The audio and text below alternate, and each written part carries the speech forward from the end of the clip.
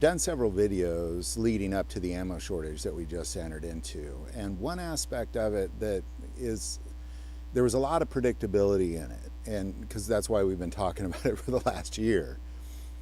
But there was several pieces that were very unpredictable that just kind of leave you kind of want to hit yourself on the top of the head, like, come on, people, like, how can you make it worse? Like, come on, how can you make it worse?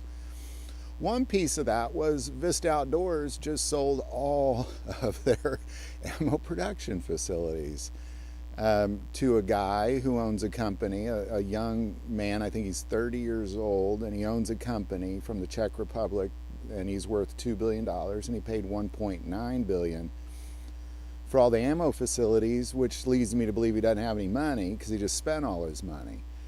So we have yet to see how that is going to play out, because you're dealing with Remington, you're dealing with Federal, I mean there's CCI, I mean so many. Vista Outdoors makes the most civilian ammo in America, period. So we'll see how that plays out, but we're terrible timing. It's probably why Vista Outdoors was selling their ammo production facilities, just less stress. But the other piece of this was that the Hornady factory in Nebraska just exploded. Now, when you have, here now you have two of the leading ammo manufacturers in the US. One has sold all its facilities to a guy in the Czech Republic, while the other has exploded. Now, these are things that obviously cannot be predicted. I'm sure there were some people that could have predicted the sale of Vista Outdoor ammo, but it definitely wasn't this guy. I couldn't have predicted that one.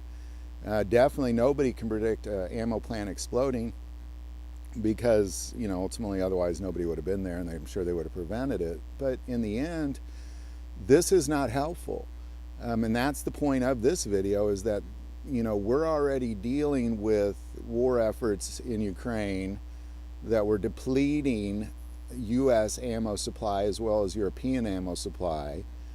Then Israel fired up, and NATO has said we see the bottom of the barrel when it comes to ammunition and munitions. So we're almost out. We have all of the private factories pumping out ammo for the military, and then we have the big one was Lake City Ammo Plant, the US Army owned ammunition manufacturer, now cutting commercial production.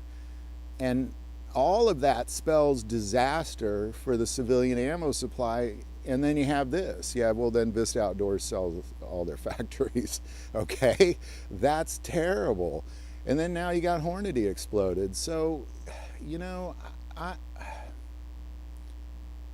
I just think we need to be more aware of what's happening than we are. I feel like people are just kind of like, well, it'll be okay, it's fine, I got plenty of ammo on stock. I mean, we're probably talking decades of recovery, especially if this war gets worse. If the war gets worse, you're talking decades of recovery. If the war stops, you're talking maybe 5 years of recovery. But as we see, it is not going to stop. So any thoughts or insight on any of this, definitely put that below. Do want to take a moment and say that most people who watch this channel are not subscribers of the channel. Please take a moment, hit that subscribe button. It greatly increases the algorithm and our ability to get this messages out. That link is below. But the most important part of the channel, we take prayer requests. So please don't ever hesitate to send that in. Thank you for watching this episode of God, Family, and Guns. And as always, love God, love your family, and love guns.